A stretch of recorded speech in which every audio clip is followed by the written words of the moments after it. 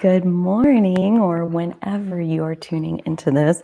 Don't even ask me what is happening with this. I watched it yesterday and I didn't even do anything to it. It just dried and like the part is like doesn't know what it wants. So that's our mood today is this.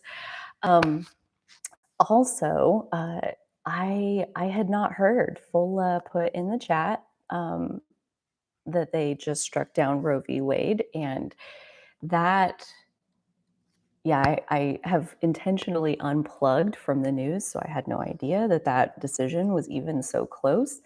Other than I do follow a channel that I really want to shout out to you guys to check out if you haven't already, called Galactic Mystic. And she has been doing some really amazing posts around Roe v. Wade and doing some really interesting chart work with the initial chart from when the decision on Roe v. Wade was originally made. The tongue twister. Um, so she pulled that chart and then she ran some transits on it earlier this week and basically said like, hey, like I have no way of knowing, but just going off the transits to the original chart, I would imagine we're going to hear something about Roe v. Wade here in the next little bit, and that it's probably going to be, quote unquote, bad news, or that's where we're going to start. Thank you, Maddie, for putting Galactic Mystics channel in the chat. I absolutely love her. And so basically what she is putting out there, like given the transits that are happening to the original chart from when Roe v. Wade was initially established, basically the takeaway was that it was never like a sturdy foundation to begin with, that like in terms of true protection, like you see what happened, that like it wasn't sustainable, it wasn't built for the long term. And the main piece that I find fascinating is, okay, so there's kind of a few pieces that I'm going to see if I can put them together. Mercury in the decision chart is at the very, very latest degrees in Capricorn. And if you're following current transits, then you already know that that's exactly where Pluto is having its retrograde. It's like retrograding right on top of that initial decision Mercury. And and that Pluto retrograde is going to keep going, and that we're within a few weeks here of seeing the retrograde motion over the US Pluto return degree point, which is at like 27 degrees 33 minutes, I think. So we're almost to that. That'll be the second time that Pluto has made an exact return on that point already this year. It did it the first time back in February. This will be the retrograde motion over it. And then when Pluto stations direct, it'll make its third and final pass over this point for another 250 years. So we are still having two of those US Pluto return like ripples of energy to come through, where quite literally the current establishment must crumble so that something new can be born in its place. The phoenix rising from the ashes. The ashes, like the old has to burn down to ashes, and that's when the new can be formed. So the thing about Pluto, though, and we're going to get into this a little bit with Neptune as well, it's like Pluto can't unravel or destroy anything that is truly built for the highest good of all and the best possible, most stable foundation as far as like keeping it sustainable and making it last into the future. Pluto can't tear stuff like that apart.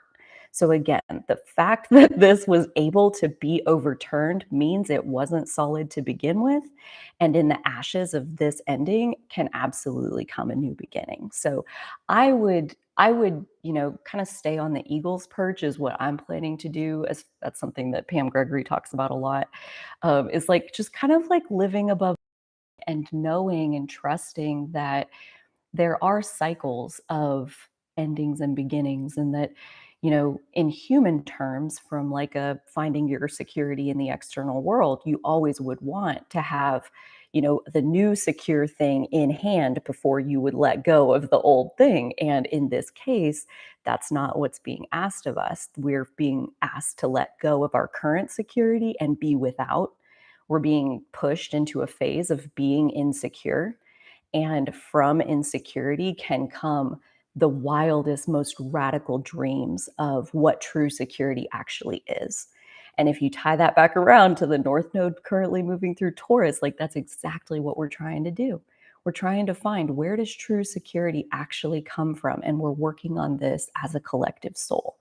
And so it makes sense, like from an earthly perspective of like how our transit's going to play out, like in a physical, practical way. It's like the North Node in Taurus of, how do we find where true security actually comes from?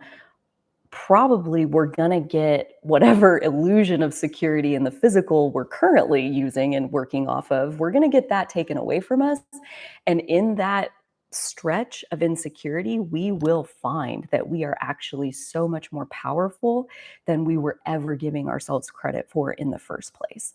So, if Roe v. Wade is able to be overturned, then that was never going to work for the long term anyway. And in this blank slate, there is room to create something that is truly going to last the test of time.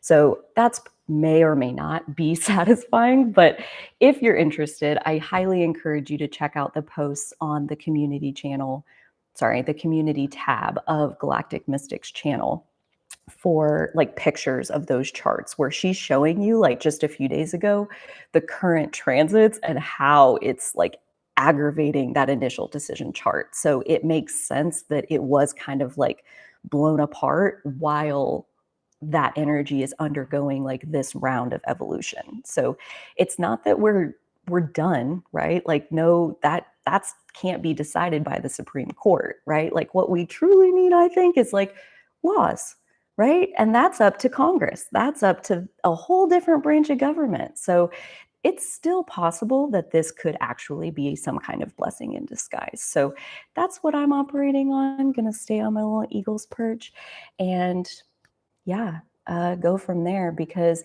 what I'm feeling more than anything this week, and this really does take us right into what we're going to talk about as far as Neptune retrograde in Pisces, between studying the Neptune archetype and the Pisces archetype, I feel like I was like flying around with the angels this morning. So if I seem a little bit high, that's probably why.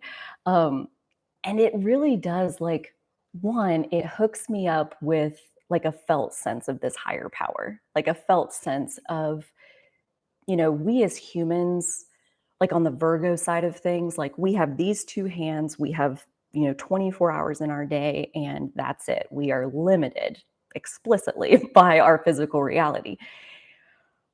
In the Pisces end, there is no limit. That's the whole point. And it is limitless, it is vast, it is infinite. And with that comes the power to accomplish whatever is in the highest good of the all.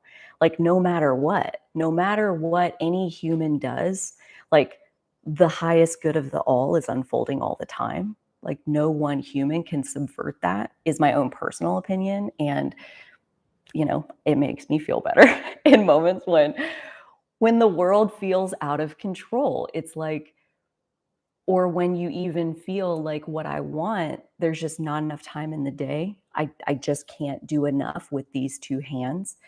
In my experience, that's like kind of venturing into the anxiety that can come from the Virgo side of, like, I'm a Virgo South Node, so I'm most familiar with the shadow of Virgo, is like when you put all that on yourself to be all the things to all the people all the time, all day long, every single day, it's like a human can't sustain that, because that's not what our human vessel is for. Our human vessel is for doing like what is within our span of control, our span of influence, like what specifically do we have control over and what don't we have control over. And that's, I think, the difference between Pisces and Virgo, is like Virgo is the stuff that's like you can take your hands and you can make it happen. And the results you'll get from that depend on who you are. Okay. And this is a growth moment in my own process, because I'm a Pisces North Node. Virgo South Node. So like for me personally, I do best when I put in less effort. When I do my Virgo thing, I can get myself into trouble pretty easily. And that like if you are listening to like what should a Pisces North Node, like how do you grow into that? It's like drop the reins, let go, disengage from the day-to-day details and re-engage with the vision of the bigger picture. Why are you doing this in the first place? And so that's my trajectory. That's how I'm meant to engage with my energy overall. And then this morning, like kind of prepping up on the Pisces side of things, I was listening to the Virgo North Node chapter of Jan Spiller's book, Astrology for the Soul. And it's like exactly the opposite advice, right? Like if you're a Virgo North Node, like you actually get the best results when you apply your effort and you handle the practical details that like you yourself can get your hands on. And if you're a Virgo South Node, you can actually like pollute your very physical vessel by like overdoing it with your two hands. So it really does depend who you are, like how to lean. And really, even more than that, it's like moment to moment to moment to moment, each and every one of us can feel, is this working or is it not? Is it unfolding with ease and flow, or does it feel like a struggle? Does it feel like I am pushing a noodle, or am I trying to like paddle myself upstream? I can feel when I'm paddling myself upstream. And it feels anxious. It feels like there's not enough time in the day. It feels like I'm up against something that's just bigger than me. And old Carly would just push and push and push and push and push until she'd burn out. And then she'd fall apart for a few weeks and then she'd put it back together and she'd push and push and push and push.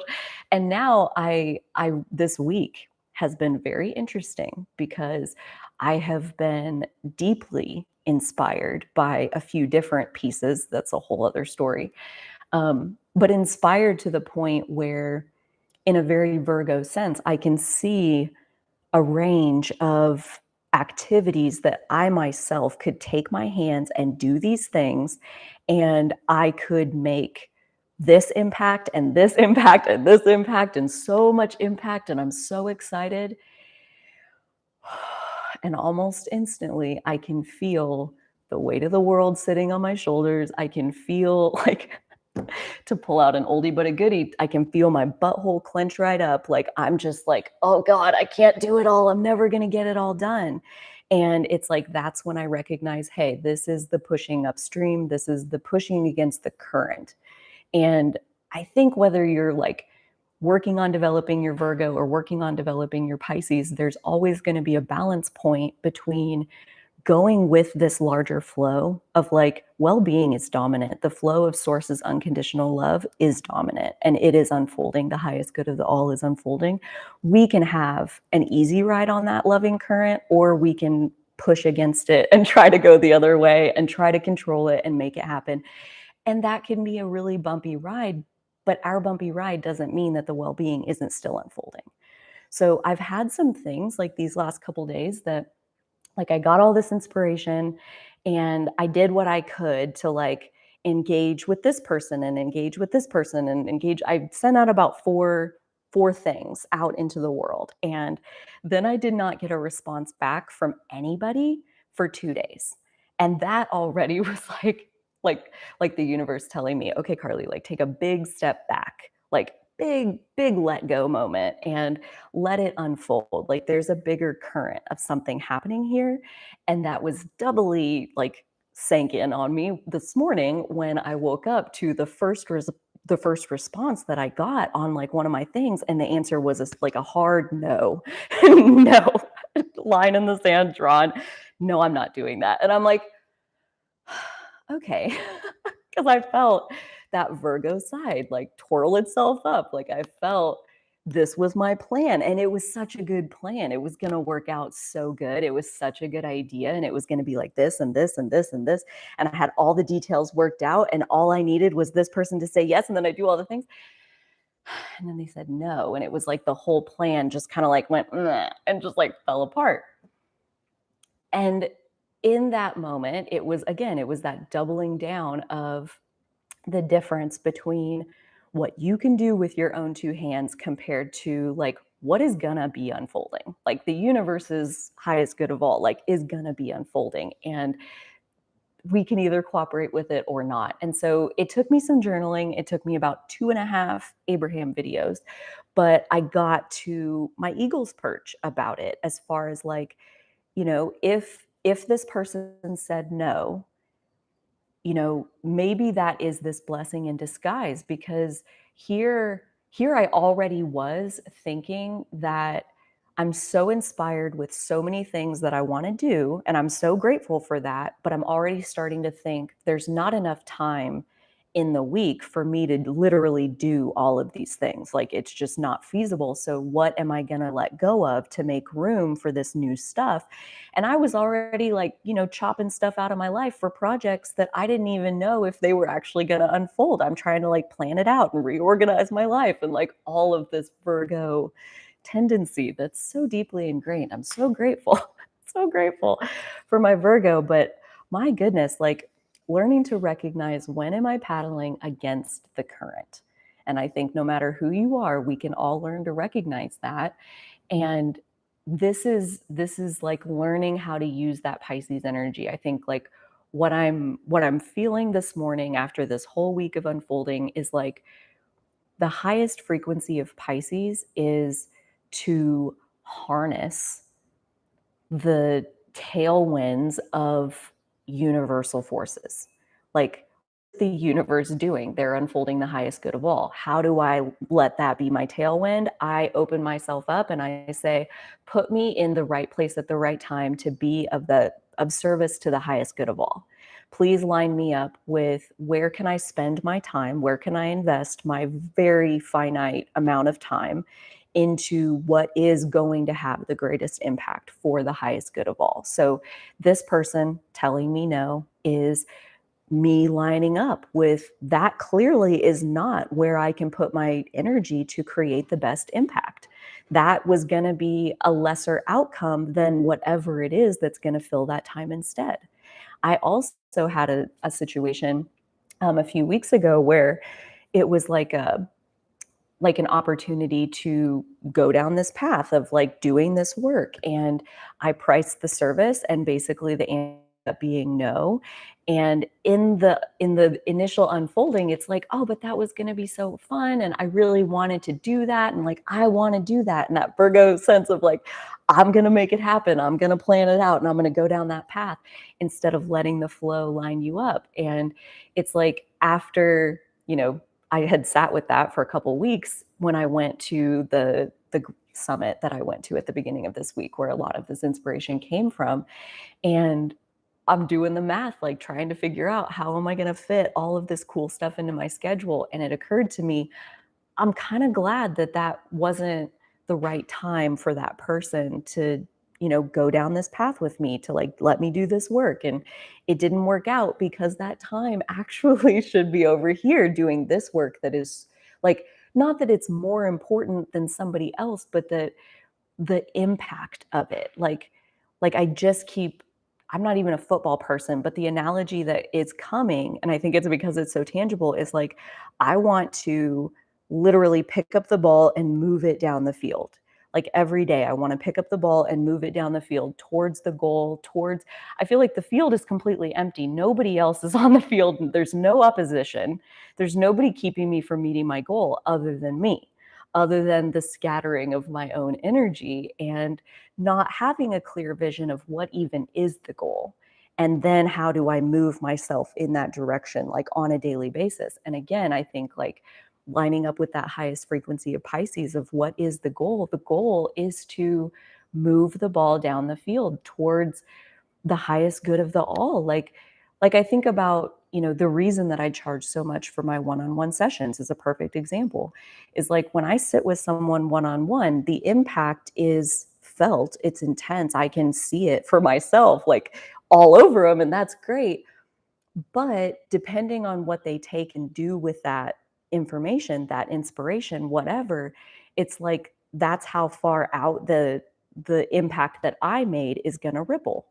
And contrast that to when I make a video or when I spend time doing a live stream or putting a group program together, it's like my impact lands with such a bigger audience that then the ripple effects of how far out it goes, it's like, this is, I would rather make content on YouTube for free than sit with one person at a time and try to tell the same story to one person at a time. Like, I just feel like you're getting so much more bang for your buck with your limited time and resources.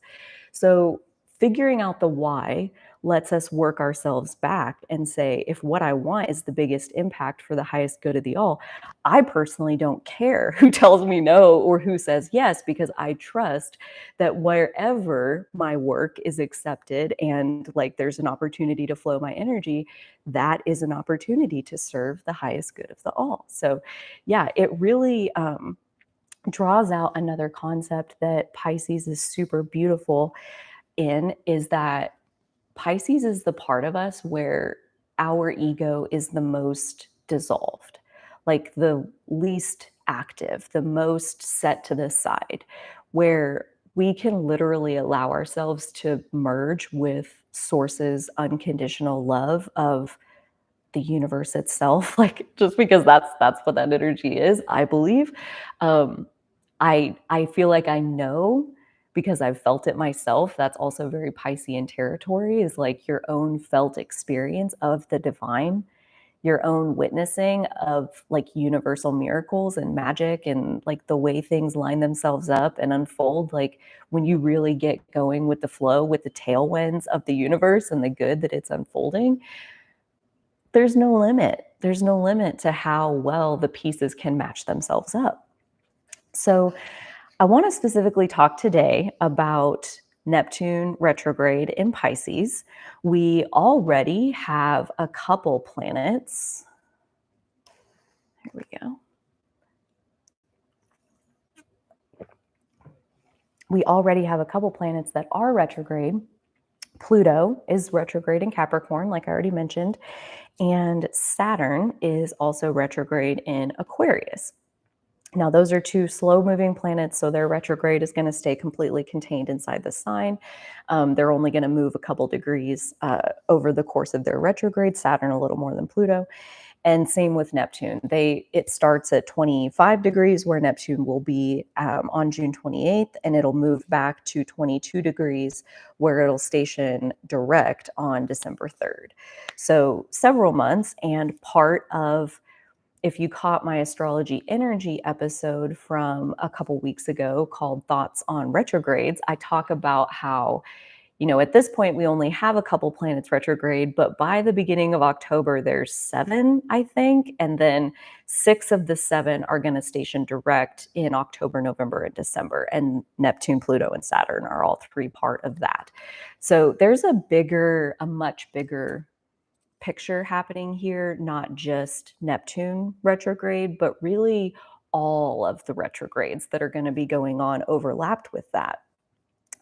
But before we get to that piece of like, how might it all be fitting together in this bigger sense, I want to specifically zone in on Neptune and Pisces. And Pisces it's a mutable water sign. It's the mutable water sign, and it has dual rulership.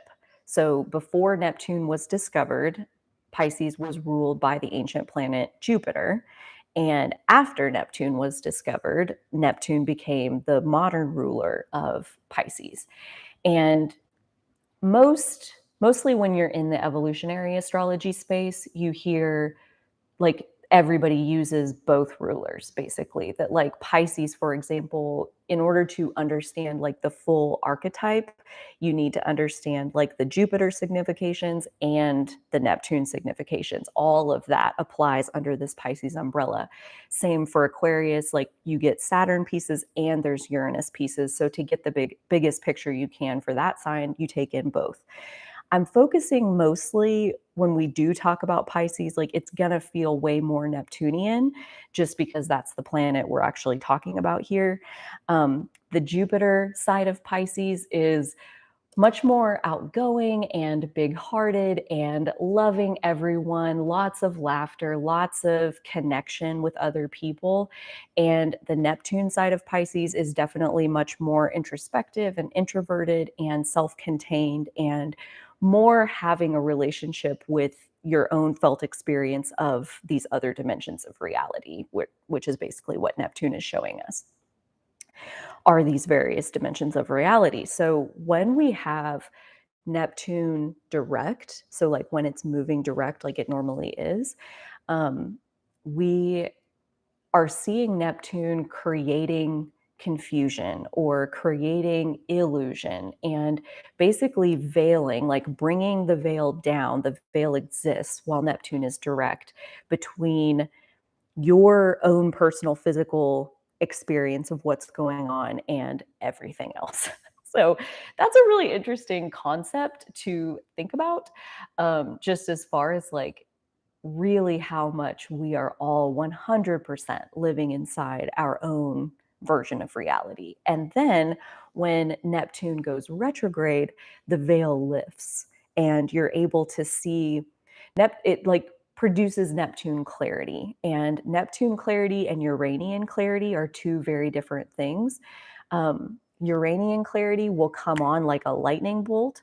It'll be just all of a sudden like a strike of insight will just split apart everything and you have the whole picture like all in one instant. Neptune clarity is pretty much the exact opposite of that, where the the fog that is preventing you from seeing will very, very slowly, almost so slowly that you don't even notice it is fading, but it will fade very, very slowly during Neptune retrograde. And it's like a little by little and then all at once kind of clarity, where probably in the undercurrent of your energy, as the fog lifts, there's pieces and parts of you that are noticing, like, hey, wait a minute, what's going on here? Like, what's happening? Like, I thought it was like this, but you're telling me it's actually like this the whole time? Whoa, I don't think I like that. I don't know. That's not what I meant. Like, that's not what I thought I was choosing. So, like, the best example of this would be like relationships. Neptune can play out a lot in relationship because it represents a part of us that is connected with our spirit. It represents a part of us that knows that we are part of this interconnected all. And so on some level, we know that like that connection is our natural state basically because we are connected to the divine at all times just because that's what we are. But when we know that we should feel connected and conditioning and circumstances in our experience have taught us that we're not worthy of connection, nobody likes you, you're a jackass, whatever. And so you've put yourself inside this box of like I don't connect with others. I'm not as connected as I want to be. I don't feel loved. I don't feel seen. I don't feel safe. These are the kinds of things that can happen when we cut ourselves off from our own connection with this universal energy. And when we're in that situation, we can look for that connection in other places. We can try to fill that gap inside of ourselves through things like relationship and things like substances. So, this is where Pisces can get that escapist tendency going. Um, Neptune as well, just in the terms of you want the connection so bad, and deep down, you know you should have it. You know that this is natural for you. And in the physical, we can't figure out how to get it for whatever reason, which is always interesting to unpack. And then you start trying to fill it up with other people and other substances and food and all other experiences that are intending to fill this void inside of you that is there because you don't believe you're worthy of the love that you already are. So it's an interesting premise. And Neptune works with Pluto in a really interesting way. Like, again, when you're in the evolutionary astrology space, where like Pluto is our soul's dueling desire. Like Pluto, in my opinion, like it's kind of what creates the eternal in eternity. It's like these two dueling desires go round and round and round and round and spiral more and more and more forward into creating this expansive eternal universe. The two desires that Pluto represents are the desire to separate from God, source, whatever you want to call it, and define yourself, like create your own ego, create your own individual self. And then this dueling desire of wanting to merge with God. So, like, once you get separate, all you want is connection. And once you're connected, all you want is to be separate. And so that dueling desire just goes around and around and around. And it goes on to loop in some other planets in this, being as far as Pluto and those dueling desires. Mars represents the side of us that wants to separate and do our own thing and take charge and enact whatever our soul's unique spark is. So that's Mars. And then on the other side is Neptune. Neptune represents our desire to merge, our desire to experience that deepest connection with the divine. And in our Neptune sign and in our Neptune house and aspects and everything else, you can learn more about basically what is keeping you separate. What is keeping you from experiencing the connection that you ultimately want, AKA by finding it inside of yourself, by finding like your own access to your own infinite power, your own source energy power. That's what Neptune wants, is that deepest sense of connection. And one, we kind of got to stop looking for it out there. But if we do, and if we get into a space of like a new relationship, for example, you get in what is called the Neptune illusion bubble. And the first thing to know about a Neptune illusion bubble is that anytime you're in one, you're exactly where you're meant to be. Because that Neptune, like you're trying to figure out, like, what is it that's keeping you separate? And the patterns of your thoughts and your energy, that's what's keeping you separate. So the patterns are getting you into an illusion bubble sometimes. And then you have something like Neptune retrograde come along where the fog lifts and you see, holy shit, I've been living inside an illusion. Like have you ever been in a relationship? And this is me speaking from my own personal experience, where you get in and it's all like intense and like soulmate-ish and so good, and you just like feel like you're just in this love that is like a new level of love that you've never felt before. And then it all falls apart and it whatever, and at the end of the relationship you're no longer in it, and then your friend comes to you and is like, I'm so glad you're not with that person anymore. Oh my god, I couldn't stand them. I cannot believe you dated them for as long as you did. They're so toxic. And I'm like, what? Like, I had no idea that you thought that, like, all along. Like, it was a mystery to me. It was brand new information to me that this person was toxic. Like, I legit saw them as this person, and by the end I was like, okay, so this is more like who they are.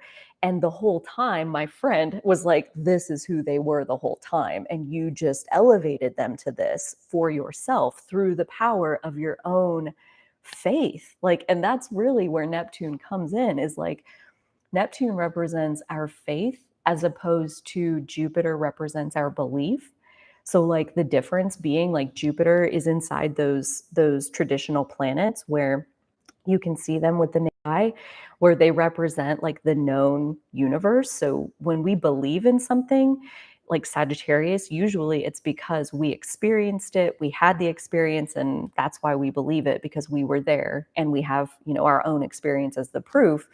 But that's still within the known universe. And then when we get over to Neptune and our faith, that's the unknown. That's the, I don't know what's going to happen or what's going on.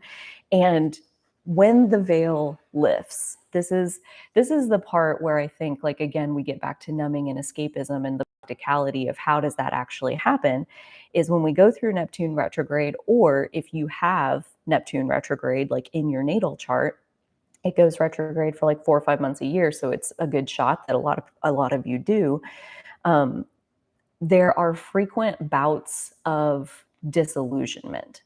So that's kind of Neptune's role, a lot like Pluto's role is to take apart anything that is not in the interest of the highest good and is not built to last over the long term. Pluto will dismantle it through its transits. Same thing for Neptune. Like if something is an illusion and it's not real, Neptune retrograde will come along and it will unravel the illusion so that you can see it for what it is. And in that, you will be disillusioned. And disillusion meaning like I can now see how this was an illusion and it wasn't real. I thought it was in the moment. It was really convincing. But like it's really the power of our own faith being shown to us. And when we are in a relationship that where we feel like we've reached a new level of love that we never had access to before, it can be so tempting to think that you got there through the other person, not that the other person, because they were so lovely to focus on, you yourself moved to a higher frequency where you yourself opened yourself to your own love that yes, help you raise your frequency, but so can a million other things. Only coming from being like, again, they just don't give it to us. It's not coming from them, it's coming from inside of us. So the disillusionment can be painful, right? And that's again where I think the numbing comes in. That's where escapist tendencies come in, is like when you are disillusioned and you see that this is not what I thought it was, then you have to deal with like, okay, so what is it really? And if you thought that this person's your soulmate and then you find out like, oh, they're actually like on several dating sites or they're cheating on you or like whatever it is, it doesn't even have to be that extreme, to just see like, wow, like, this I had such faith in this person. I had like these glasses on that let me see like them at their best and them at their highest good. And I looked at that and I saw it so completely that I created this whole illusion just because like I thought that this is who they were. I put them on this pedestal as their highest good. And then everything that wasn't that, I just like pretended it didn't exist. And if you do that, like again, nothing wrong with that. We always are in the exact spot we're meant to be, but Neptune retrograde is the kind of transit that will come along and will kick the pedestal out from under the thing that's up there where that's you got to get real, right? That's what Neptune retrograde is for. I thought this was really interesting when we're talking about Neptune. A lot of times we're talking about illusion and disillusionment, but when you get into the more shadow territory of Neptune, we go from illusion to delusion. And there's a really important difference between the two. Um, where illusion, it's not real. It's a temporary moment of fantasy, and there's nothing wrong with that at all. Like that's what music is, that's what books are, that's what movies are, on and on and on. Art, there's so many different ways that we can momentarily step into a fantasy world for the fun of getting to do that. And that is healthy, especially if you have a lot of Pisces energy. Spending time in your imagination can be really healthy for you. However, it's like delusion is the side of it where you no longer know that it's not real. Like you're in there and you can't come out because you don't even know that there's anything to come out of. And that I think is a lot where like my personal relationship, like that example that I shared, it was like that was straight up delusion because I thought that his highest self was who he really was. And I was missing the bigger picture. I was tuned in very narrowly to what I was perceiving about him at the expense of all of these other pieces that were going on simultaneously.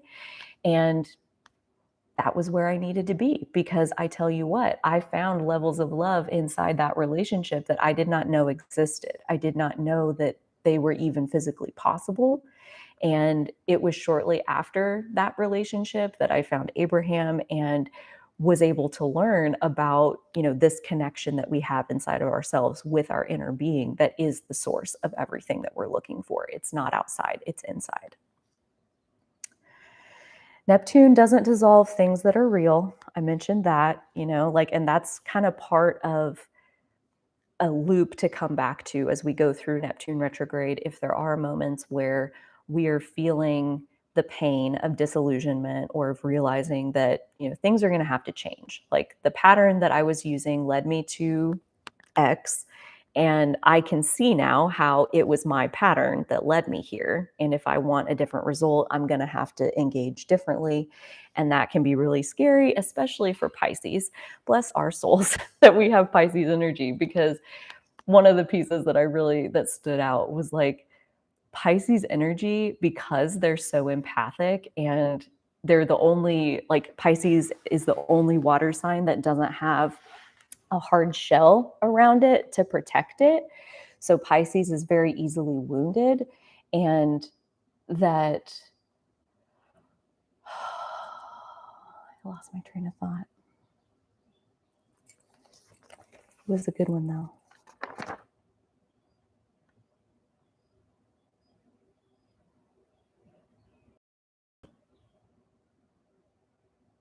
Dang it. I have no idea what I was saying. That that just like literally evaporated.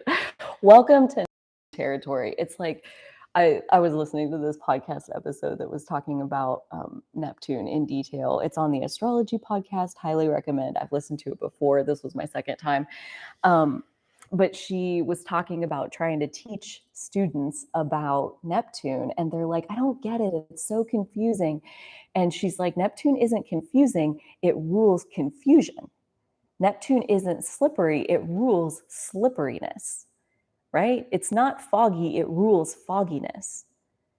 Like there's a difference. And it's like, if we can allow ourselves to kind of rise above the confusion and see confusion in the practical light of like what it is, in terms of, again, in order to know what we do want, we have to experience what we don't want.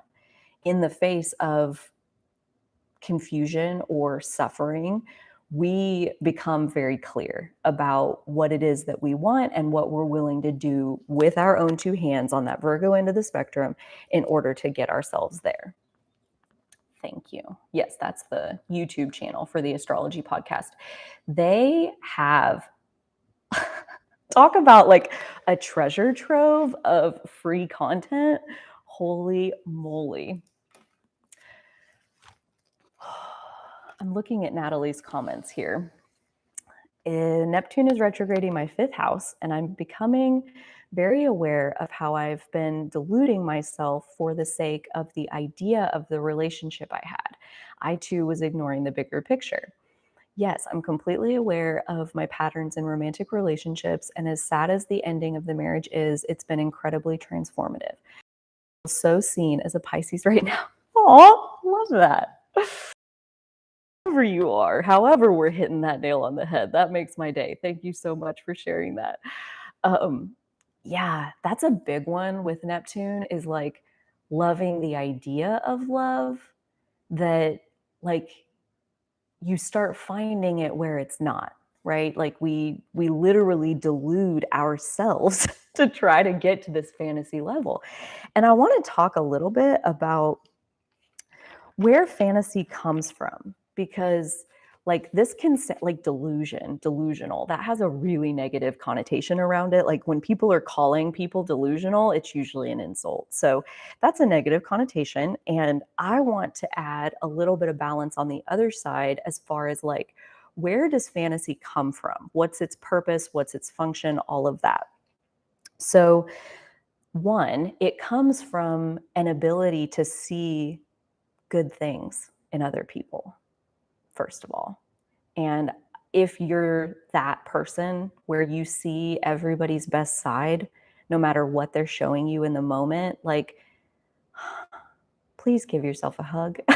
Like, on behalf of me, please hug yourself, because the world needs that. The world needs more of that. I have a few people flashing in my mind who, it's like no matter how good the person is, they only see their worst qualities. It's like the exact opposite. And I just, you can't make anybody be different. And so I'm like positive reinforcement over here. If you're seeing the best in people, that's not wrong. That's not a downside, like that's not a weakness. Although this is the avenue that's open, that allows like Pisces to be vulnerable to being taken advantage of or those kinds of situations, again, because you're seeing the highest good in someone. So there's definitely room for the Virgo side to balance it out as far as like learning discernment and learning like where is the most impactful place I can invest my energy. Just because somebody's standing in front of me that I could theoretically help does not mean that I'm on the hook to help them. I don't owe anybody. I'm not a savior. I'm not here for that. I'm here to help myself thrive as much as I possibly can. And sometimes the best thing I can do for anybody is say no, or tell them like this really goes, I can't. This is outside my boundaries. My energy ends right here. I'm sorry, I can't help you.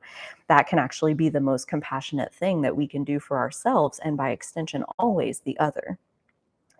Where else does fantasy come from? It's a coping mechanism is a big one. And this is where, like, if you're familiar with dissociative identity disorder, DID, where like people claim to have multiple people inside of them and they flip between the different ones.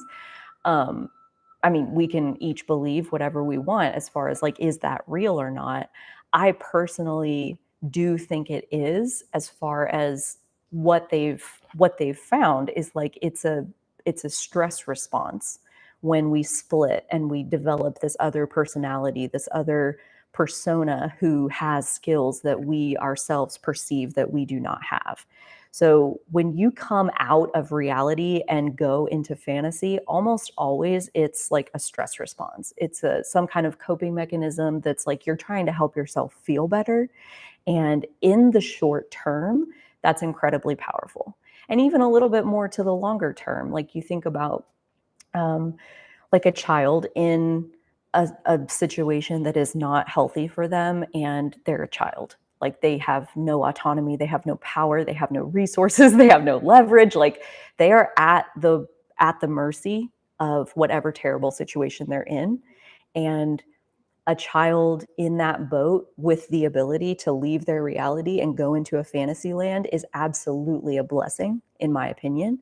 Will it have negative side effects later on, like that they're so stuck in their fantasy and can't come out to reality? Yeah, right? Like that's what Neptune retrograde is for. It helps us unravel our delusions. But it's like, it's not wrong that we would opt out of reality because for that moment it's hard and painful or whatever the case may be. Um, so it is so helpful in the moment. And the only thing is that, again, we can come back to Pisces and Virgo, that they balance each other. And it's like that fantasy can be life saving. It can be like the only thing that keeps you from going insane, literally, is to just detach from reality and go full on into the delusion, the fantasy, whatever you want to call it. But the Virgo side of that is going to be to come back out and be able to focus on the details of the moment. So again, it comes back to balance of like, when is it time to detach and fantasize? And when is it time to act and make choices and use your two hands and your personal power to change the circumstances of your life? So I think there's lots of things that can help us figure out like, when is it the time to do either one? And I think one of the biggest ones is how much autonomy do you have in this situation? Like are you totally dependent on the situation in the case of the child? Like you don't have a job, you're 6 and you don't know about those kinds of things yet. Um, in that case, you're in kind of a survival mode, right? You have very low autonomy, you have very low power to make different choices and change your circumstances. So if you're in a survival place, then fantasy is like, again, it's such a blessing that we humans have that capacity. But in situations where you have high autonomy, that's where fantasy, it degrades really quickly at how helpful it is. It's like maybe it's helpful for a minute to like detach from your current reality so that you can fantasize, figure out what you want, figure out like what is the ideal version of reality in your mind, in your fantasy world, and then come back into the Virgo realm and do what you can do step by step to make those choices that can take you to where you want to go.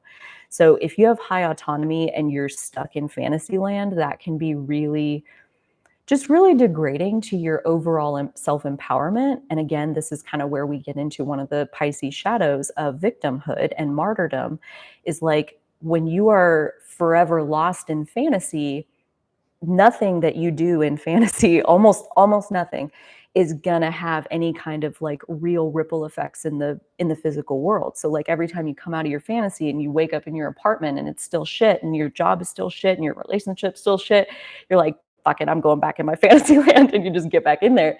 And it's like nothing changes if nothing changes. So in situations where the choice is yours, that's where like, you know, to have self empowerment, you're probably going to spend a decent chunk of time in the Virgo realm of what are the physical details, what are the physical needs and the daily needs, and how do I actually meet those for myself to give myself the best shot at thriving in this life.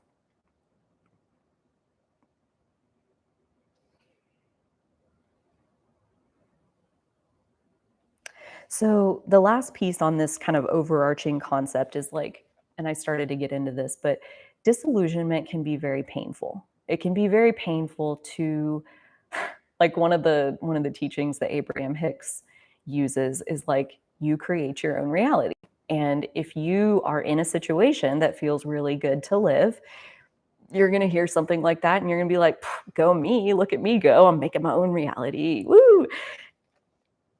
And if you're in a situation that doesn't feel good to live, and then you get told, hey, you're creating your own reality, the instant reaction is, it doesn't feel good. It feels like, no, I'm not. And it feels like it would be so much easier to just deny that I actually am doing that, to just like completely give up my power rather than face that I've actually made choices that have led my life to being something that I don't want it to be, and to have to backtrack and change those choices and communicate those impacts affected people, and to come back to a place where no, this is what I want, this is what aligns with me. So those moments of disillusionment, very painful, can be, and that there's two main tools that are both like Neptune and Pisces things. The two tools that can really help us in those moments are compassion and forgiveness. These are very Piscean concepts, very Neptunian concepts as well.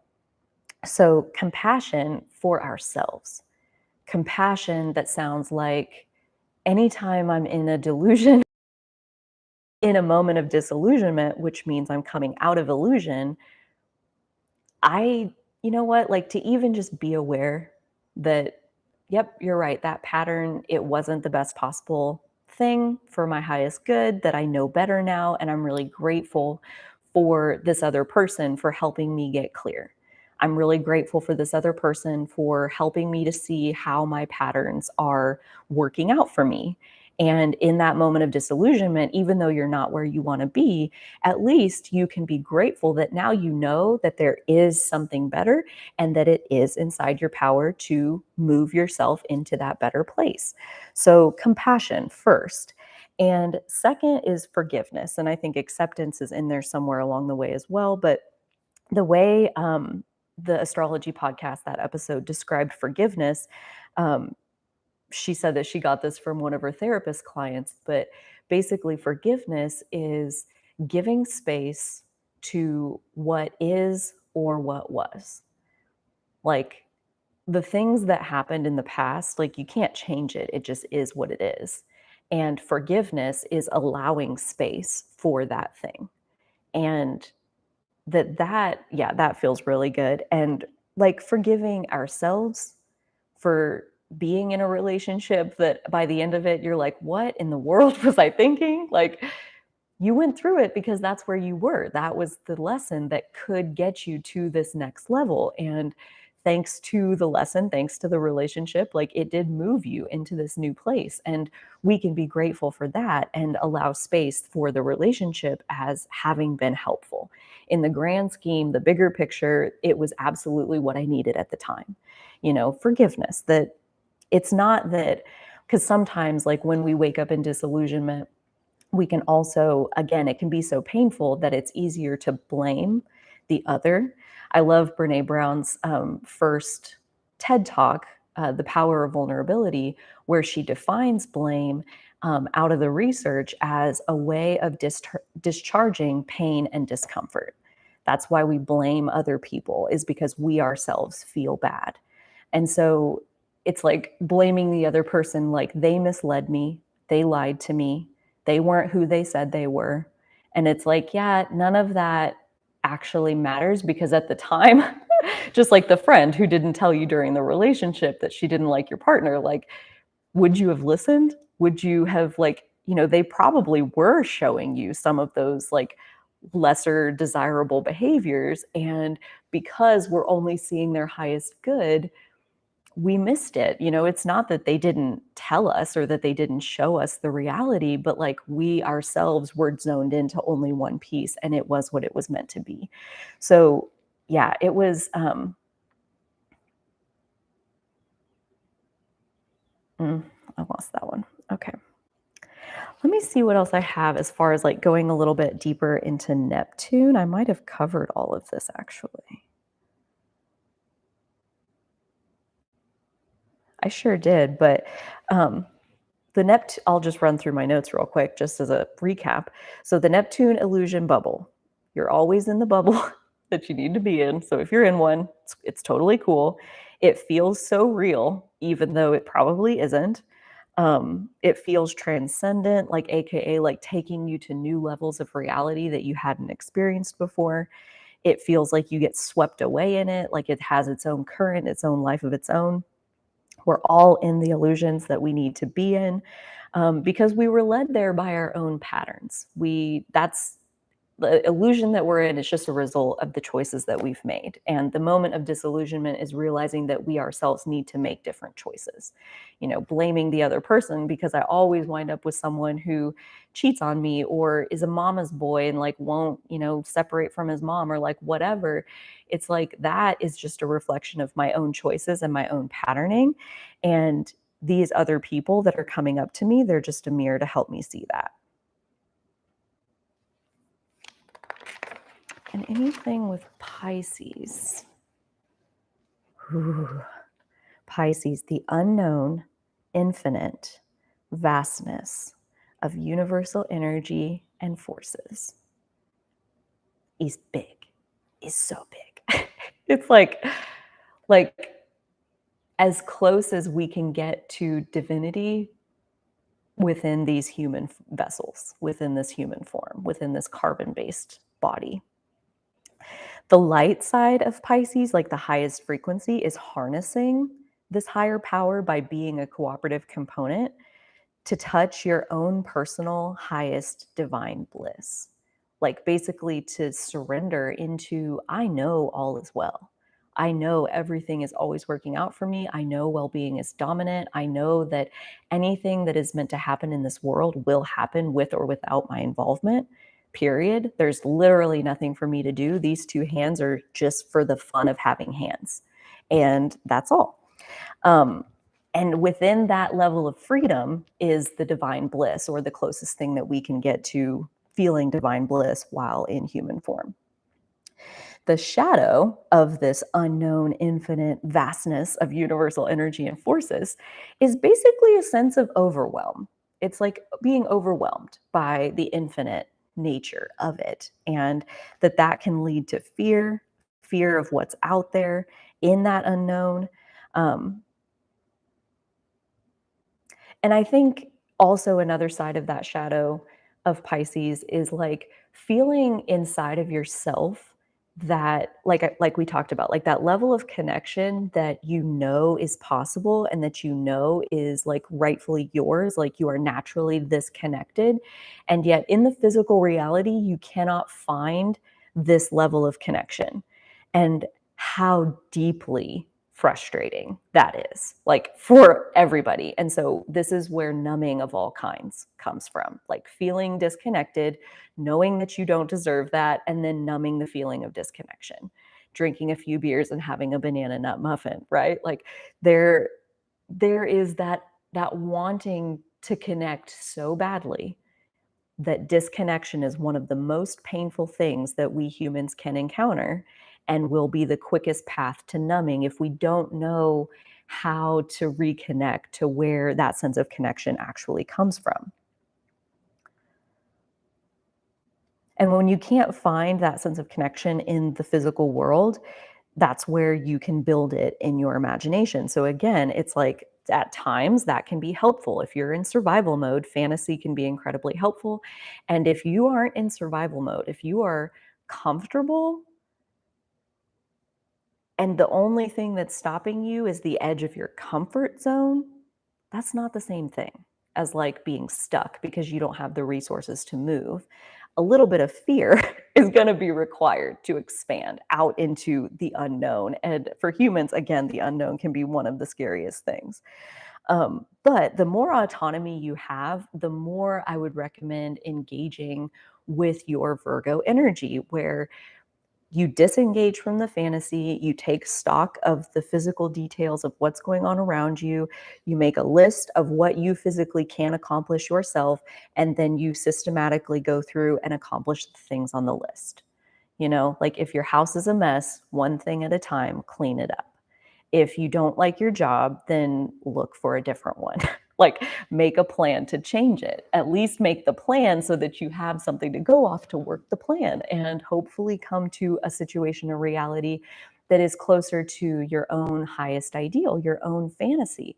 We're not meant to like get stuck in our fantasy and only ever use it. I personally believe that our imagination is a tool of manifestation, that like nothing in this world has ever been created without it first being imagined by somebody, right? Like the new idea comes to us, the new concept comes to us. Like you think about, who was it? Was it like Tesla and Edison who were racing because electricity existed, but the way that the equipment worked, it was like you would need a power plant to generate power like every couple miles because the equipment just wasn't there to transport the power that you had generated over long distances. So it just wasn't economically feasible to build thousands of power plants to try to give everybody electricity, even though the technology existed.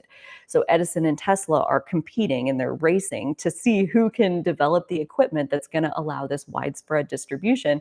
And it's like, how does that happen? Because there are so many cases through history where two different people or even multiple different people are working on the exact same invention at the exact same time. And again, I think it goes back to the things that are meant to exist in this world, they will happen with or without your participation. But it's really fun to get to participate. And that's what I think our hands are for. That's what I think our time is for doing the parts of the participation that are fun for you and working with the current, letting the current of universal forces be the backwind of like, it will pull in all of the pieces of like a perfect example, when I was opening the grocery store, I had taken on this project of like, I have no grocery background. I've never done a construction remodel project before. I have no experience whatsoever. And I'm 99.9% positive I can do it. The only piece that I was even a little bit doubtful about was the interior design, because that is just not really my thing. Like picking out colors and stuff that like looks good. I don't know. That's really not my area of expertise. And so I was like, hopefully, I'll find somebody along the way who is really good at that. And that's like their jam. And they just are excited to get to do it. And I had been thinking that for a couple months while I was still living in Dallas, working on the business plan, like kind of trying to imagine what the interior would look like and really running up against a visual block of like, I can feel the energy of the space. I cannot see it to save my life. And the day after I moved back to Kansas, well, the night I moved back to Kansas, my mom was showing me that she had gone around to a bunch of thrift stores and was looking at different furniture and stuff because I was moving out of like a 500 square foot studio into this house. And so most of it was just completely empty. Um, but she's like, had gone around to the thrift stores and had taken pictures of some things that she thought I might like. And she showed me this chair. And I was just instantaneously like, I need this. Like, we have to go tomorrow. I hope they still have it. Oh my gosh. And so we went the next day. We hit like 6 different thrift stores in Topeka. And the last place we went was the place with the chair. And even though it felt so urgent, it was like the way that the worked out. It just was like, that makes sense to be the last place we go, and then we'll go home. And I walk in to the place with the chair. Mom leads us back there. It's like a big, big place, lots of booths and stuff. And I get to the booth and I'm looking at the chair, and there's like this ladder leaning up against the front of the chair. So I kind of am like looking around it. And there's this lady over there who's kind of messing with something on a table. And I just assumed she was a customer. And as I'm really investigating the chair, she turns around and she's like, "Oh my gosh, I'm so sorry. Let me move that for you." And I was like, "Oh my gosh, is this your booth?" And we got talking, and she ended up being kind of like the interior designer for my space. She picked out the paint colors. She made the check stands that I designed. She made the aisle signs that I designed. She helped me like actually put all the physical pieces together. And I met her the day, like the first full day that I lived in Kansas. Like the universe was like, "Here you go. Here she is. This is like the one piece you needed. Let me go ahead and just check that off your list. Here you go." So yeah, like recognizing that we're not in this all by ourselves, right? Like the Virgo side wants to like make a plan and control every outcome and like figure out every variable and make every contingency and like put so much pressure on your individual self to like have all the answers. And Pisces, that highest frequency, is harnessing that tailwind of the universe will absolutely bring you together with the cooperative components that are meant to help you bring your vision to life. Nobody exists in a vacuum. Everybody is here to cooperate and collaborate with the people around them. And even if you don't know who they are, the universe will just like put you in the right place at the right time so that you can meet them and say, "Hey, I'm Carly and I'm opening a grocery store, and I would really love somebody to help me pick out paint colors." I can feel that the inside of the space, it feels warm and inviting, and it's like walking into your grandma's house and it smells like fried chicken. And when you go in there, people are excited that you're there. And like, this is what I told her. Like, this is my interior design. This is the vision I have so far. It was 100% energetic. And she took it all and turned it into like what it ended up becoming. So, yeah, we don't need all the answers. We don't need to have all the tools in our own personal toolbox in order to still bring a vision to life that has pieces that are absolutely going to have to be done by other people.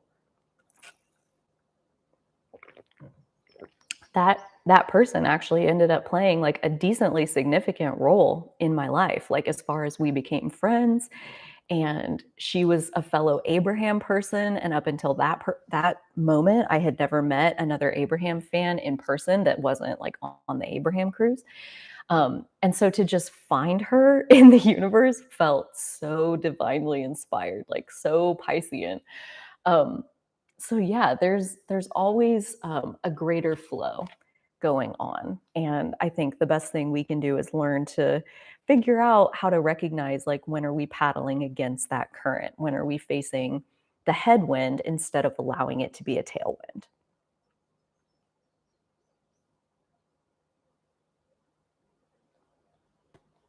So I wanted to draw some cards for these are the cards that I'm going to put out with the newsletter that'll go out on Monday. And so I wanted one card for Neptune retrograde, one card for the Cancer new moon, which is also happening next week, and then one card that's for the highest good of all, that just no, it could be timeless, however, whatever message we're needing right now.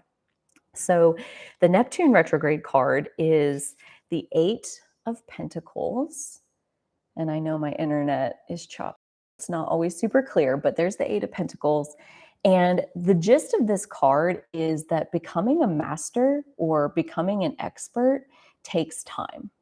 It takes dedication. It takes showing up with consistent effort and investing energy over and over and over and over and over to get better and better and better and better. They say to master something takes like 10,000 hours of working on it. And that, like, think about, I was talking to somebody the other day about consistency and how consistency as a goal by itself doesn't really work out because, the reason that you start something matters a lot, Like if you start something because I want to make money, or, I have a bill and I need extra money and that's why I'm starting this thing, um, that that reason, like, probably isn't gonna motivate you over the long term, like, through droughts where the thing that you're doing isn't making you any money.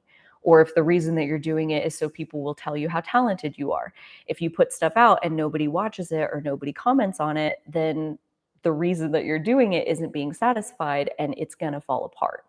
But if the reason that you're doing it is because you love to do it, the reason that you're journaling is because you love to journal. The reason you're playing with your tarot cards is because you love tarot cards, or you're studying astrology because you love astrology. That love, that like genuine interest, that authentic interest, it will yield consistency by default because you love it, and you'll go back to it over and over and over and over again because you love it. So choosing things that you love is key. Like trying to figure out, I've been thinking a lot about spiritual business lately because I have the program starting here in a few weeks. Um, but it's like trying to figure out what business is right for me. The approach that I personally have taken in my own spiritual business and what I'm setting us up to go through as a group in this little journey is, let's figure out who you are as a person and what's authentic, what's natural, how is your energy just naturally wired, what do you love, what comes through you without you even trying, and let's get a spotlight on that and use that as the foundation then to build the business. Like basically the business is you doing those things, those things that come naturally to you, those things that you love to do, those things that fill your cup. So all of that is key. The reason why we're doing something in the first place is key when it comes to the amount of time and consistent dedication that it takes to actually become a master of your craft. The Cancer New Moon card, I drew this card all the time last summer. It was wild. I got really sick of it. I was like, what am I missing? Why do I keep drawing this? Because the takeaway of it is so powerful, I think. And the card is the Two of Wands. This is the Light Seers deck. For anybody who's not familiar, that's the Light Seers Tarot. I love this deck. It's my favorite one. So the Two of Wands. The biggest thing with this is, like, this down here is a globe and a little bus, and she's got a map, and then she's got this wand in her hand. She's got this wand back over here behind her. She's in like a really comfy space. Like it looks like a really nice space, but she's looking out the window like, maybe I want more. And that's what this card represents to me, is like, you know, we can work so hard to get comfortable, to even just like have a nice space for ourselves, to like feel safe and secure and like manifest the thing that we thought we wanted. And then you get there and then you have it and you're in the middle of that scenario and you're still looking to the horizon like, I think there's still more. And this card is everything about that. It's like, do you stay? Do you stay inside your comfort zone, or do you venture out? And the thing is, you can stay inside your comfort zone for all of eternity, this entire life, and the next, and the next, and the next. And nobody's going to make you step outside your comfort zone. Like the dreams that you want that are beyond what you have right now, nobody's going to give you those except for you. And that's something that, again, goes back to that saying of you create your own reality, and how that feels to you is probably correlated with how much you enjoy your current reality. But a lot of it has to do with this and choosing between, are you going to stay comfortable or are you going to step forward? And it really just depends on how bad you want whatever's outside where you currently are. And the last one, I thought it was really cool that the middle one for the Cancer New Moon is the Two of Wands, and then this is the Three of Wands. So it seemed like something of a coherent message here as far as this card. The main takeaway of this is like, okay, let's say your dream is to become a surfer, and you're not going to surf a wave until you know you can. But the only way that you know you can surf a wave is if you get on a wave and you try, and either you fall off or you succeed and you surf it. And when you surf the wave, then you know you can. But if you're going to stand on the beach and wait until you know you can do it, you just never get there. Like, then you just stay in your comfort zone. Like, you can stay there your whole life. You can stand on the beach with your surfboard and wait to know you can do it before you try. But the takeaway of this is trust your readiness enough to try. Like, this card says that if you are having an opportunity in front of you, if there is a next step that feels like I could do that if I really wanted to, if I really like, I don't know if I can, I don't have any guarantees of success, but it feels somewhat within reach. Like, that choice of, do you try or do you stay? Like, do you step out into the unknown, or do you stay where you are and can continue to accept the version of reality that you currently have, which is totally up to you. You totally can do that. But if you want more, at a certain point, you're going to have to try the thing for the very first time. And that's where this is like literally all we need is to trust that we're ready enough to try. Trust that, maybe that doesn't mean that you're going to stand on the surfboard and surf the wave perfectly. Maybe your readiness to try is because you have the emotional stamina to fail. Maybe you have the strength that's required to fail. And in the failure, to be like, oh, that's why they say bend their knees. Okay, now I see. I have a new way. I'm going to go back and I'm going to try it again. And this time I'm going to do it like this. And I think that's going to work out better for me. And then maybe you fail again. And that time you're like, okay, so I think I'm standing up just like a second too late. So I'm going to try standing up just a little bit sooner and really bend my knees. I don't even know how to surf. I've never tried, but I'm hopefully illustrating an iterative process of, when you fail, you can figure out, okay, here's what I'm going to try differently. Here's what I'm going to do differently. And maybe that is this readiness of, like, maybe you don't know how to surf, but maybe you know how to swim. Like, you don't need to be perfect. You're good enough. You have enough strength to be able to fall off and get back on. That might be the only readiness you have right now, but that's all it takes to do the thing enough times to get to a point where you can say, I do know how to surf on a wave. I do know how to do the thing. And you only are able to say that because you proved it to yourself. And you proved it to yourself because you tried before you were able. And that is, a relationship with growth that everybody develops in their own time, in their own pace. Fear plays a different role for everybody. And I personally believe that, going back to the Neptune illusion bubble, we are in the bubble that we need to be in at the time we need to be in it. And some of us are inside of an illusion that says we actually have no power over the life we live. And if that's the bubble you're in, or if that's the bubble you were in for a time, like, that's where you're supposed to be.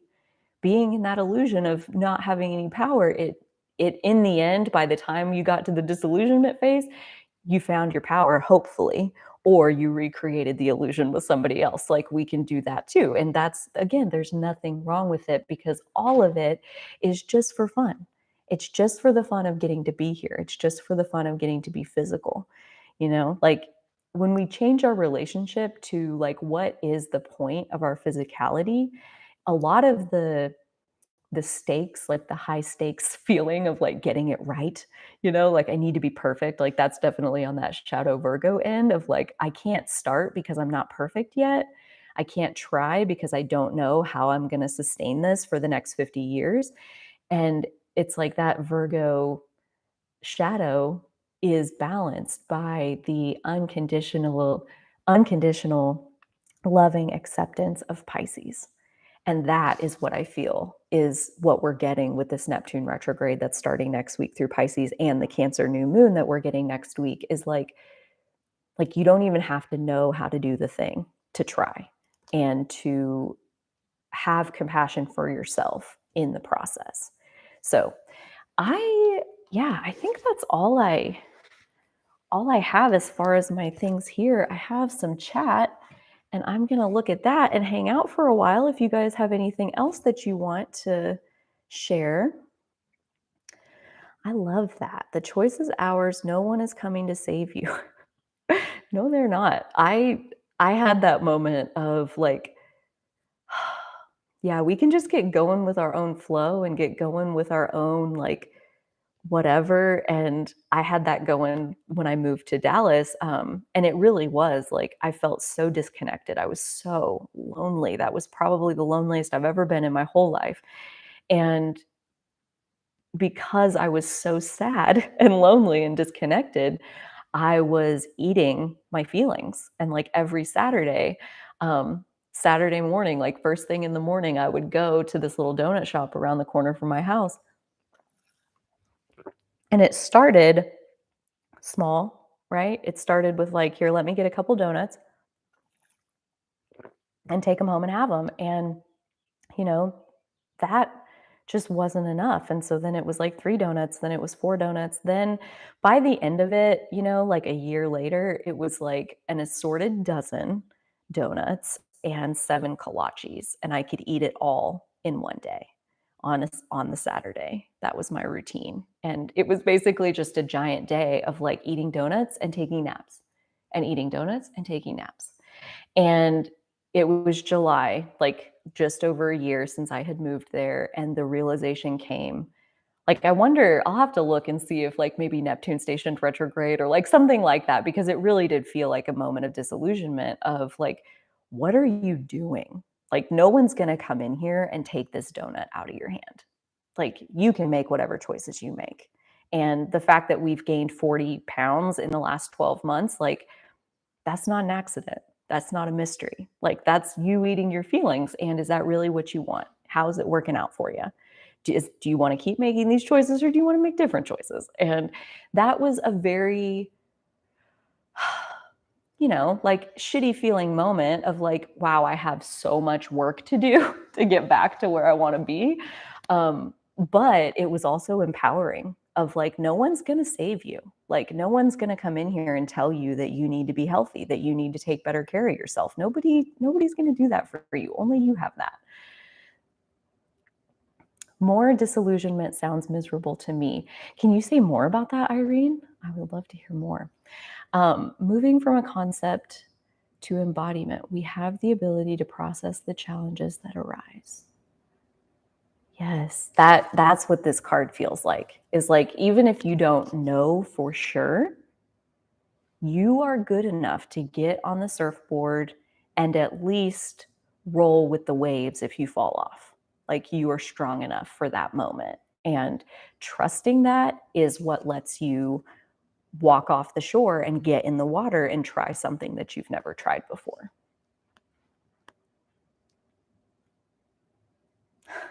Yes, God, these transits in my chart. I like some illusions to make this life a little more bearable. Exactly. Like, fantasy is a coping mechanism for when you are not enjoying your life. Fantasy is a coping mechanism. Another way to say that is fantasy is a coping mechanism for feeling disempowered. And that's where the sister sign of Pisces is Virgo. And this comes back to, how much autonomy do you have in your life over your own choices? And if you have full autonomy in your experience, then leaning into the Virgo side of, like, what can I do to, not just bear my life, but to actually physically, step by step by step by step, create a life that would feel good to me to live. Um, yeah. Mm. The shitty feelings suck, but can be very motivating once we see it. Yes, and that's the process of Neptune retrograde for sure, is like, here starting next week, the cloud bank is gonna start lifting, and we're gonna see some, not necessarily consequences, it's not really a consequence, it's more like we're gonna start to actually see what it really is, like seeing my dozen donut pattern for what it is. Like, this is just unhealthy and endless and numbing, something that, like, I'm trying to put a band-aid on a bullet wound. I'm trying to, like, soothe this discomfort with this donut. Meanwhile, I'm letting the discomfort run rampant in my life. So, like, at that point, what I did was I put down the donut. I went to this place called My Fit Foods, where they sell these, like, little individual, fresh, no preservatives, healthy, microwavable meals. And I started eating that food. I started exercising. I started like doing the Virgo thing. Like there was so much inside my power to make a different choice and have a different life. I don't need to be heavy and miserable and bloated and uncomfortable and no energy. Like I can do the things that will promote my energy. And it's not going to be a quick fix. It didn't take overnight to gain the 40 pounds, and it sure as shit didn't take overnight to take them off. So that illusion, it works as a temporary soothing agent in the moment, yes, to like help us get to the next moment. Like surviving to the next moment is clearly the first objective. But once we're in a space where we can take a broader look at like what are the patterns, what are the choices that we're making here, and are there different choices that are becoming available to us? And Neptune retrograde, like it'll be a slow burn, it'll be a slow lift of these illusions so that we can see the reality more clearly and more clearly see how our choices are creating the reality that we're currently experiencing. Can you share any perspective on transiting Neptune conjunct natal Venus in the sixth house? So, I would highly recommend, Natalie, you check out that Neptune episode on the Astrology podcast, because they have a chapter in there where they talk in depth about Neptune Venus aspects in your natal chart, but also like when it's making a transit. And probably the biggest one is that, you know, Venus representing your values and your love and all of that, it's like with Neptune's illusion, with Neptune's like deception powers, you can be more in love, kind of like you said already, of like in love with the idea of the relationship or in love with the idea of love, and not seeing that this physical situation, these physical choices that I'm making actually don't even have any viability to truly live up to this fantasy that I'm projecting on this other person. It can also relate to unrealistic expectations around, like, you know, basically like a fantasy soulmate type partner of like, I'm looking for my other half. I'm looking for this soul connection, spiritual connection, and essentially all of it, like the disillusionment that's going to come through those relationships, are going to show you, however many times you need shown, that another person is never going to give you that sense of connection with the divine, that while we're physical, that we can only find that through ourselves. And once we have found it through ourselves, we can attract other people who have also found it through themselves, and we can share our wholeness with each other. But at that point, you have no expectations of who the other person needs to be, how they need to behave, how they need to act, what they need to be doing with their lives, the choices that they're making on a daily basis. Like none of that matters, because you yourself are whole all by yourself. I'm a Taurus rising, so Venus rules my chart as well.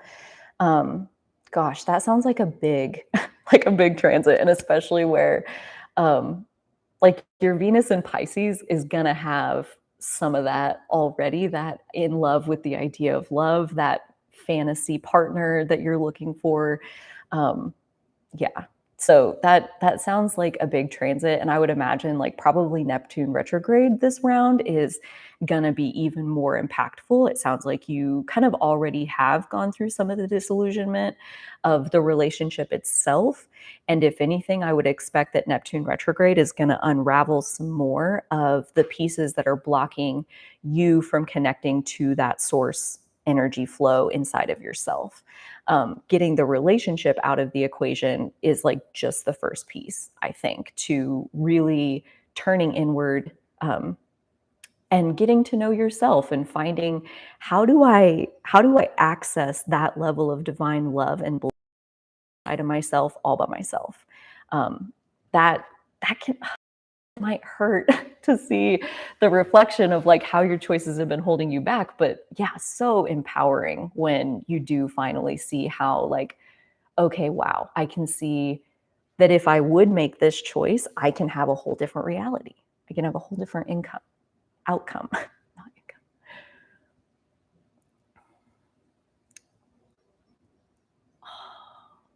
I have transit Neptune on my part of fortune in Pisces, ninth house, square my nodes. Squaring the nodes, like, I mean, as a transit, obviously it's going to be just a chapter of your journey, but when we have anything squaring the nodes, so like if you have an aspect in your natal chart where you have a planet squaring your nodes, or you have a transit of something that is coming through and squaring your nodes, squares to our nodes indicate skipped steps in previous lifetimes. And with Neptune, yeah, I mean, I would say probably like you're talking shadow Neptune, like you're talking escaping from the discomfort instead of like creating a life that doesn't generate discomfort, escape from, and finding that connection with spirit inside of yourself instead of trusting another person to provide it for you. So integrating your own connection to spirit is how I would interpret Neptune squaring the nodes. Um, yeah. You are welcome, Natalie. I'm finally accepting that message now. Get to know myself and embrace myself before projecting onto a partner. Yeah, it's like I have Pluto in the seventh, which I think is not entirely unlike Neptune in the seventh, where I spent a lot of time looking for my other half, feeling incomplete. Like clearly there's somebody else out there who has half my treasure map. And you know, again, that's why I say, I mean, you can have that lesson taught to you as many times as you need, that there is nobody out there that has half your treasure map. Like only you have your treasure map. And it took me several, I mean, decades and several serious relationships where I became entangled and enmeshed with another person trying to find the portal of divine love inside of them. And when they wouldn't give it to me, or when they're feeling disconnected, or they're off doing something that has nothing to do with me, I can't access my point of divine love, and I need it from them. And now I'm mad at them because they won't give it to me. And that led to, oh my gosh, no. Yeah, you can't go in half cocked. Like you can't go in half full. Like trying to go in half full and get the other person to fill you up will drain you both until the entire thing crumbles in a Neptune retrograde moment of complete disillusionment of like, holy shit, I was absolutely trying to get you to be my self-care instead of me being my own self-care. Um, yeah. But it's like, okay, so when we are in a moment of disconnection, like when we have this sense of I don't feel as connected as I want to. I don't feel as connected as I know I should feel. Like on a deep soul level, we know that like we are source energy and that we should feel full of that like divine God energy. And so when you don't feel full of that energy, it can really piss you off and it feels really uncomfortable. It can start to feel like, am I wrong? You're not broken. Nothing is wrong. The only thing that's missing is the ability to use those feelings, excuse me, to help you navigate, right? Like when we feel disconnected, we're not disconnected from anybody else besides ourselves. And if we feel lonely, that's because we ourselves are not seeing ourselves, right? Like when I was lonely, like the loneliest I'd ever been in Dallas, like I was lonely because I thought I was lonely because I didn't have friends. I was lonely because I was like so miserable that I had numbed out basically my whole life. I was either at work, working my ass off for 10 hours a day, or I would come home with a bag of fast food and smoke a bunch of pot, drink, and eat my fast food and go to sleep. I already told you what I did on the weekends. Like that was my life. And I was not loving myself. I was not enjoying my own company. I was not enjoying my existence. I wasn't even trying to enjoy my existence. I was sad that nobody was there cheering me up. I was sad that nobody was there to ask me how my day was. I was sad that nobody was there giving me the love that I wasn't willing to give myself. And that moment of nobody's going to come in here and do this for you. Like if you want to feel better, you're going to have to make that happen for you by you with your own two hands. You're going to have to make different choices. And yeah, that's an empowering moment if we can allow those negative emotions to guide us to make different choices, to take better care of ourselves, to engage with the world differently, to have different expectations about things. The hardest thing probably with Neptune transits in general is that they can bring radical disappointment. And think about it, like disappointment is just a precursor to disillusionment. And disappointment comes from having expectations that went unfulfilled. And again, it's easy to blame the other person for not meeting our expectations, but that is giving away all of our power to them. The more empowered option would be to look at it like, why am I projecting expectations onto this person in the first place? Why do I need them to be a certain way? What is it that I need that I'm not giving myself that I'm trying to find in them? And as we're able to be honest with ourselves about that and to make choices that honor exactly what we need, our emotional requirements, our physical requirements, like we're empowered to meet every single bit of it all by ourselves. Like, again, then we attract people who end up taking ridiculously good care of us, but we only find them because we don't need them to take care of us. Everything that they do is this awesome cherry on top of the sundae that I already made, right? Like I'm making my own sundae. And just because they brought me a cherry, like, oh, that's great, but I don't need them to, they're not the source of my sundae. Yeah. Exactly. Banking on their potential distracts from my potential. Yes. Yes. We are the ones we've been waiting for. Yes. What about Neptune in Sagittarius conjunct my South Node, square Neptune transit? I'm a sub to you. Thank you, Irene. I appreciate that. Anybody else that's here, if you want to like the video, that helps too. Um, so Neptune in Sag conjunct my South Node. Oh boy. That's fun. Okay, so planets conjunct the South Node tell us about who we were in a past life.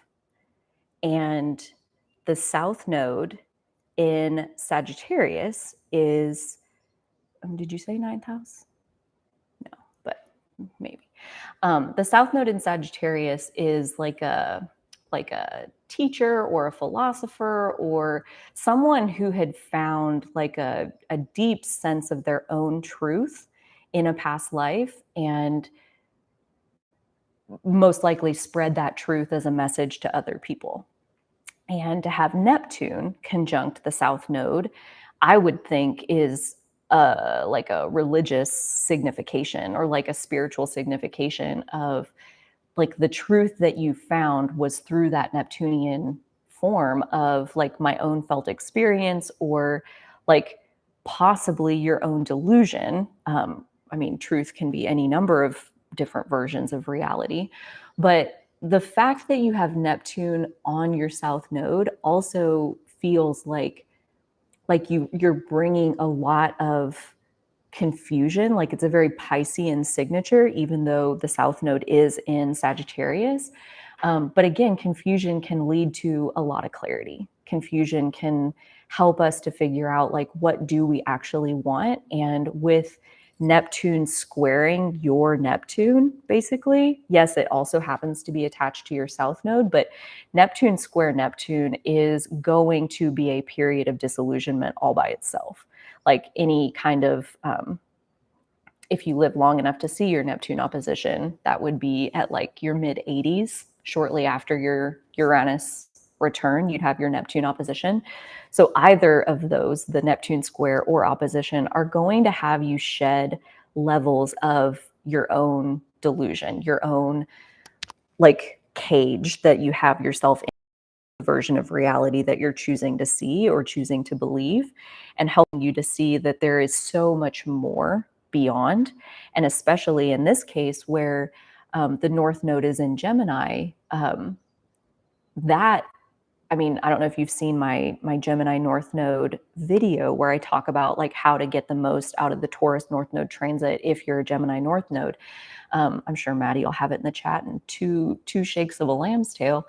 But that is all about opening up to other people's perspectives and other people's viewpoints, other people's ideas.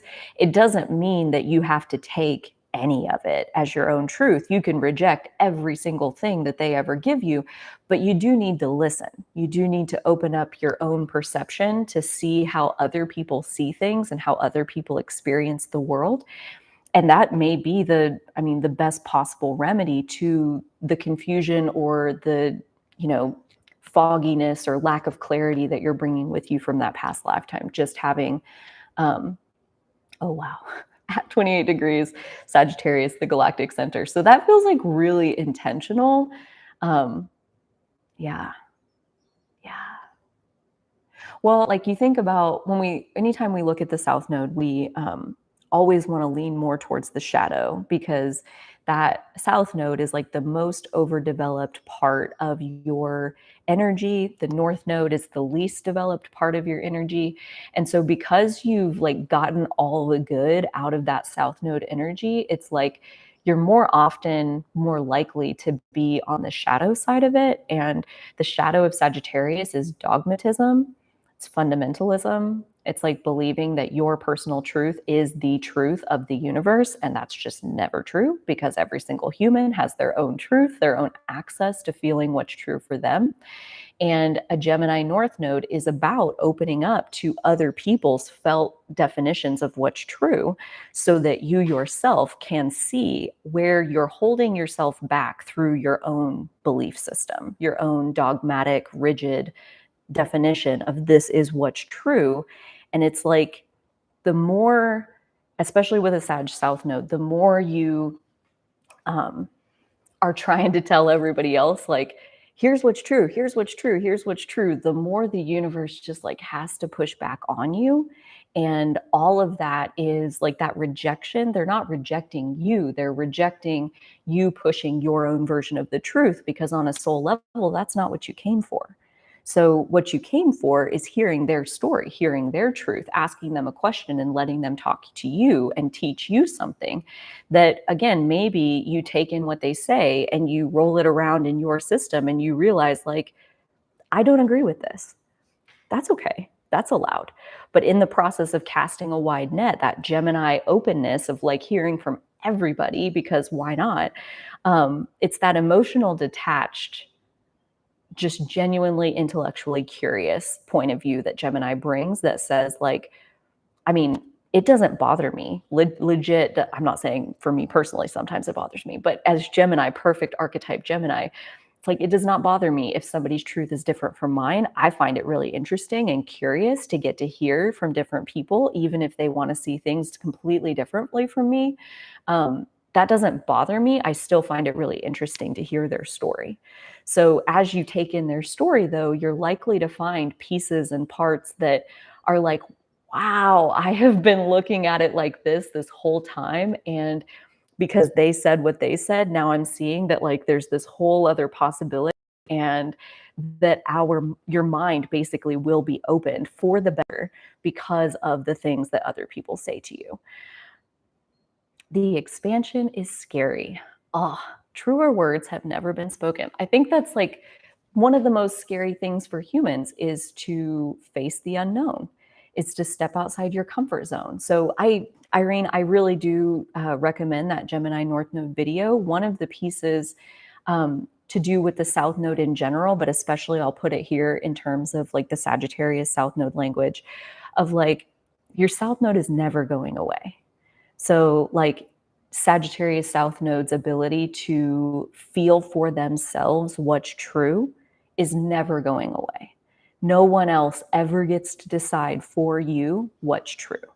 When you ask a question instead of give your opinion, your version of the truth is not diminished in that. Like, it's still as strong as ever. And maybe by listening to their version of how they see it, your truth will be even stronger. Never is anybody going to completely delete who you were, who you've come in as, who your experience has shown you that you are and what the world is. Like none of that's getting deleted. It's only getting upgraded through the expansion, and we each are our own gatekeeper of the pieces of expansion that we're ready to accept. So the Gemini piece of like having a Gemini North Node, like it, thank you so much, Irene, that's sweet.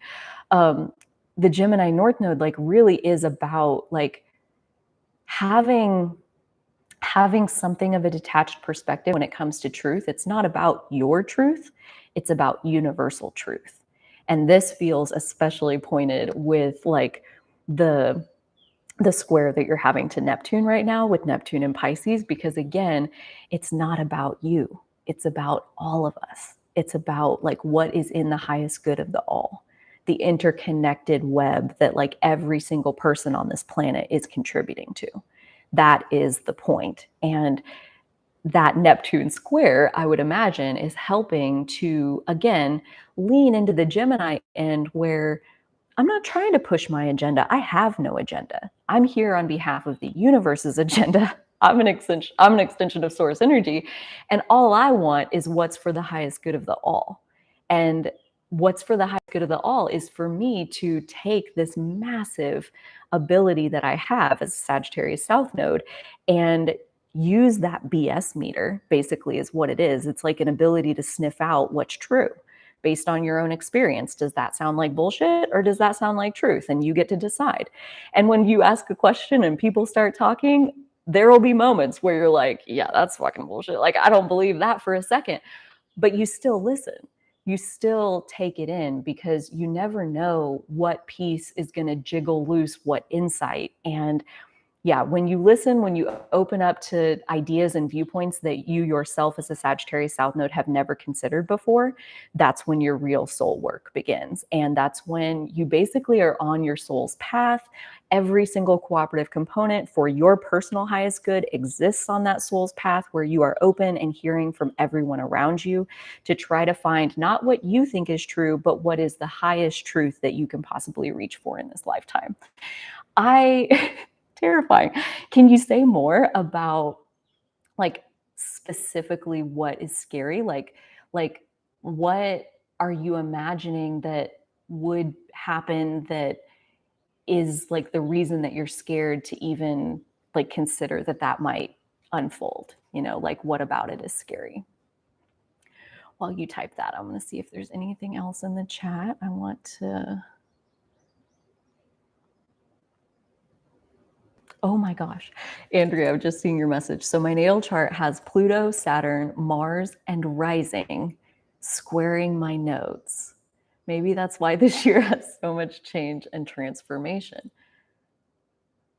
And are you saying that like Pluto, Saturn, Mars, and rising are squaring your nodes like inside your natal chart, or those are transits that are happening on your natal chart right now? I have two planets squaring my nodes like in my natal chart. One of them is my chart ruler and the other one is my Mercury that is pretty much exactly conjunct my chart ruler, which is Venus. So like I have South Node in Virgo, North Node in Pisces, and then almost to the exact degree I have Venus and Mercury in Gemini. And that is a skipped step.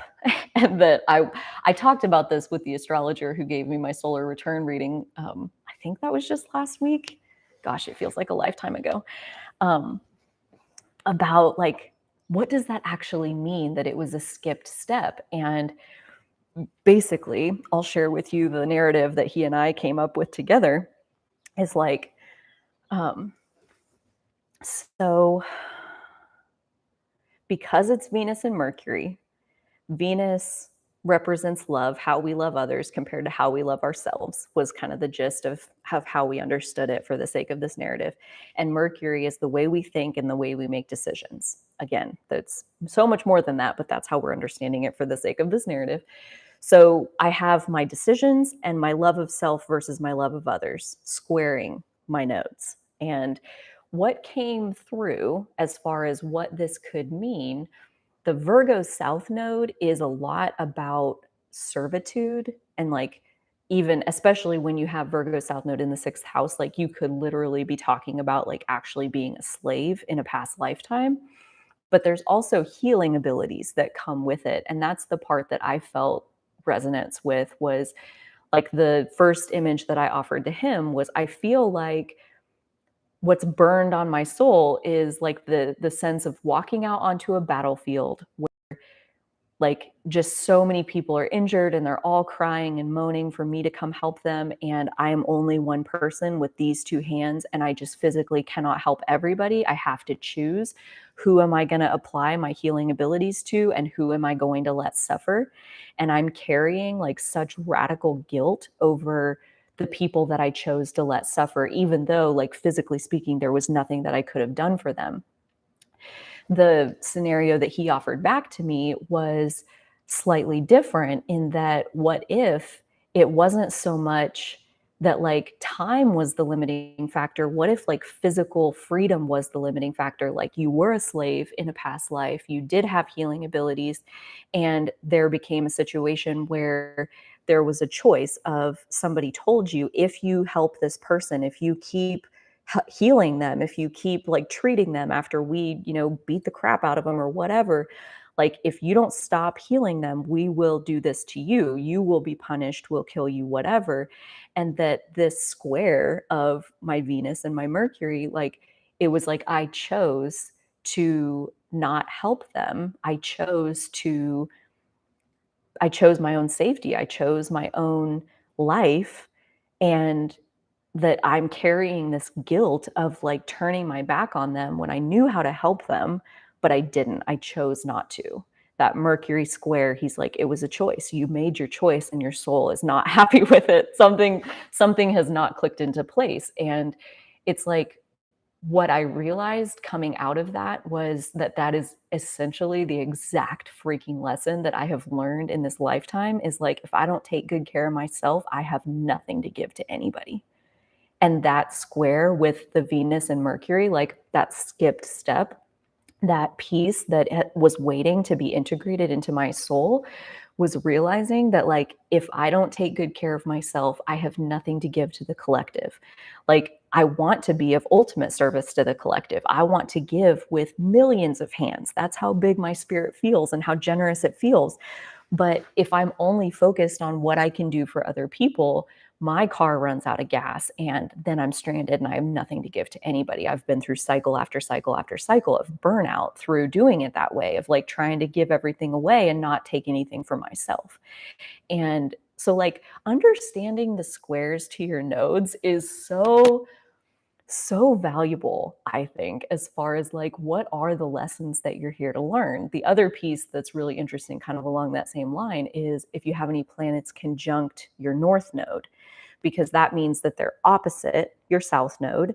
And just like squares, it's like if you have a planet opposite your south node, like for example, I have Mars conjunct my north node exactly on the same degree. So Mars is exactly opposite my south node. And it's like those planets conjunct your north node, those are pieces that eluded you in past lives. Like that is another piece of energy that has not been integrated into your soul.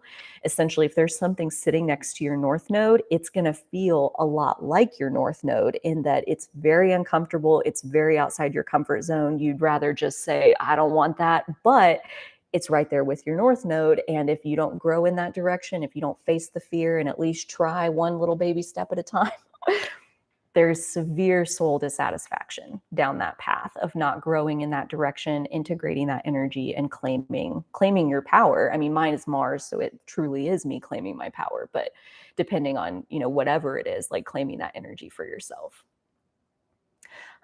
Thank you, Irene. I'm so glad you're resonating. Andrea says, in my natal chart, with Pluto going through a ton this year, I was thinking it was affecting me. Well, and is your Pluto in Libra? Talk about that before. So yeah, in your natal chart, you have all of these, let's see, back up here, Pluto, Saturn, Mars, and rising squaring my nodes. So that must mean if your rising is squaring your nodes, that must mean that they're on your MC-IC axis. Is that right? And if so, which one is up by yourself? up by your midheaven. That would be really interesting. So yeah, integrating Pluto and Saturn and Mars and your rising. Holy shit. Wow. That's a lot of pieces. I feel like every single one of them is like a whole thing. Like Pluto is a healing journey that comes from like facing our wounds. So Pluto square your nodes, it's like in past lifetimes there was denial of like, I'm not in pain, I'm fine. Like that reminds me of like the Monty Python where he's like got his arm chopped off. He's like, it's just a flesh wound. It's just but a flesh wound, or whatever it is, like denial. Saturn is like Saturn squaring the nodes, like we're responsible for our lives. Like Saturn is that sense of responsibility and self-discipline, and like the mountain that we climb in our lifetime that we climb because we put one foot in front of the other, and over time we get where we're going. And Saturn square the nodes feels like, again, kind of like a disengagement from your sense of responsibility for your life. And Mars I would kind of put in that same, like Mars square or Mars conjunct the North Node is a lot the same of like just kind of like relinquishing your power. And honestly, like the thing to understand about all of this and the past life thing is like we're not talking about these things to like beat up on ourselves and to, you know, like, oh, I didn't get it right and blah blah blah. It's like it could have been a situation of like legit literal slavery where like you literally didn't have access to power, and looking at your wounds, I mean, that just option, like you were a slave, you worked 14 hours a day. Like there could have been a situation where it just simply didn't make sense for you to have this energy in past lifetimes, and now you do. And so it's not a mistake that you made in the past. It's the next step of your evolution is to now integrate your sense of responsibility, your ability to create the life that you want, your ability to take control of what it is that you do in your world. Like all of that is within your power. And yeah, I would say probably yes, Libra, Pluto. It's like you're already going through your Pluto square, where Libra and Capricorn, they share a modality. They're both cardinal signs. So like if you have your Pluto in Libra, like you're having your Pluto square, and that again is going to be kind of like that Neptune square of like having a level of your ability to deny your own pain taken away from you, so that you do have to face it a little bit more head on than what you have been. Hopefully, and typically I would think that you are, you're not going to get more than you're ready to handle thrust at you, hopefully. I mean, it may be like this, where I've never surfed those waves before, and now here they come. But it's like, I'm pretty sure you're ready. I'm pretty sure you're ready to draw on your resources and your support systems and to take it in stride. And if you fall off the surfboard, then you know how to swim and you can come back to the surface and you can get back on and try again. So, yeah, being ready enough to try. What saves me in my dark moments, my religious beliefs are fading. My old truth fading is destabilizing. So what do I cling to? My own power? I don't trust it. Unfortunately, it's hard. Sorry typing so much. I have Chiron, God, at 28 degrees with Saturn, Pluto on one side and Neptune on the other, all at 28 degrees. See, that sounds so intentional. Such a, like when you have like that like configuration of energy, like all at the same degrees, like it feels so intentional that, you know, like sounds like you're right on track. I hate to say it. It sounds like, you know, it's dark territory and scary moments. But that's really interesting that you bring your religious beliefs into it and that they are fading. And I would imagine that they probably started fading like back when Neptune first entered Pisces, I believe was in 2011. Pretty sure Neptune entered Pisces in 2011. And then it'll first touch down in Aries in 2025. And I think make its permanent entrance into its permanent entrance into Aries in 2026. So Neptune in Pisces is like a 14-year transit. So when we say like the fog lifts very slowly, like the realization, the clarity comes really slowly, that's why it's like very slow moving energy and a very slow moving planet. What do you mean intentional? So I mean intentional by your soul, like the bigger picture of like, what is your lifetime for? Why did your soul incarnate as Irene? Why did you need a lifetime? What was your purpose for coming here in this world at this time? You had a plan, you had a mission, you had a reason that you needed to get out of non-physical and come back into physical. Big disclaimer, this is all just my own beliefs. I'm just giving you my 2 cents worth. But yeah, it's like intentional. When we think about our natal chart, like I look at it like this is your map. We timed, again, I'm just speaking my own beliefs.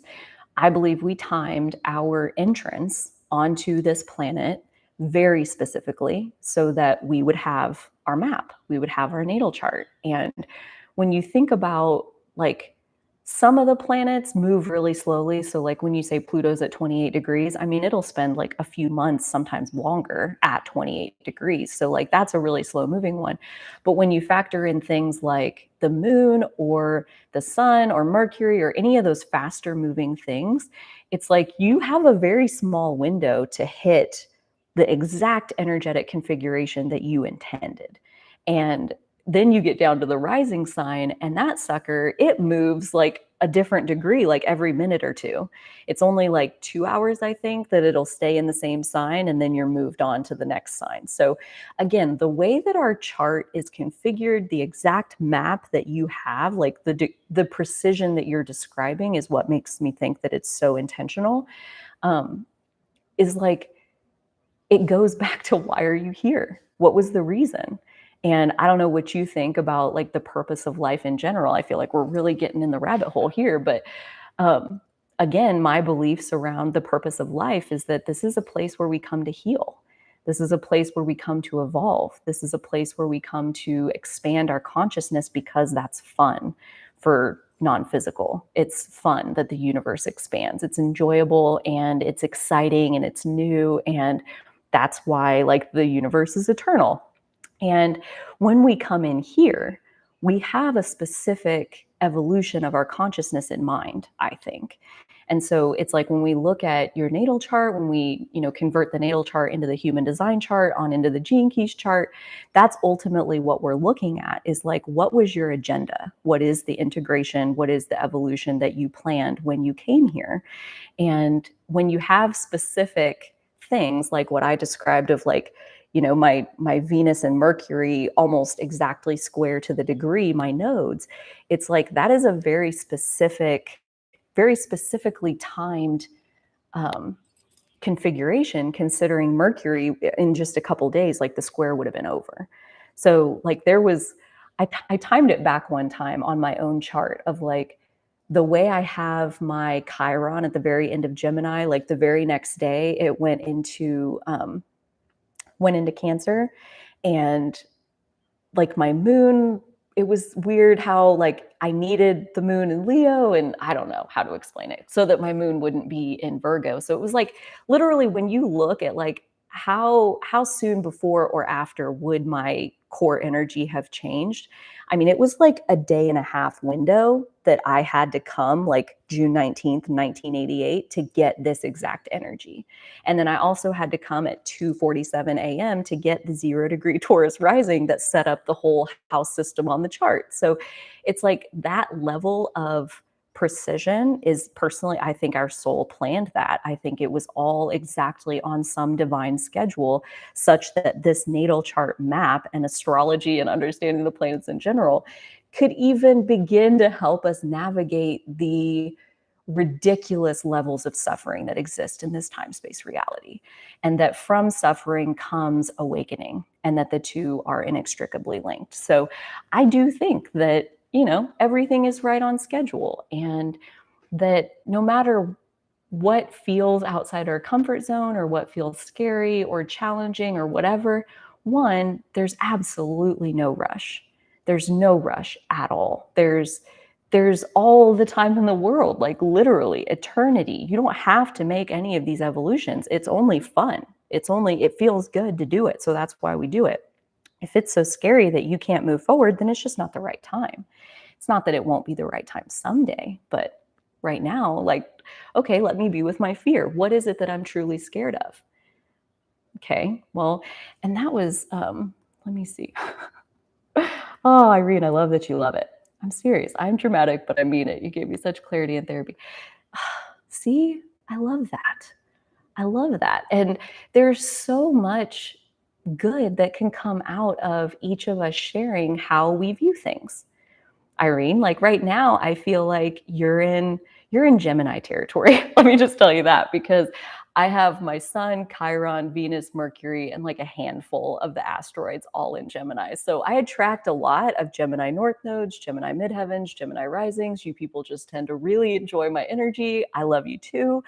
Um, but it's like when you listen to the way somebody else looks at things, this is what's possible. So, is it scary? Maybe. But again, you don't have to let go of what you got going on right now to entertain that maybe there's a slightly different way of looking at it that feels good too, or even better than what you got going on. So it can be a very, very gradual process. Sun and Mars conjunct in Gemini and your North Node in Gemini. Oh, interesting. I was studying recently. A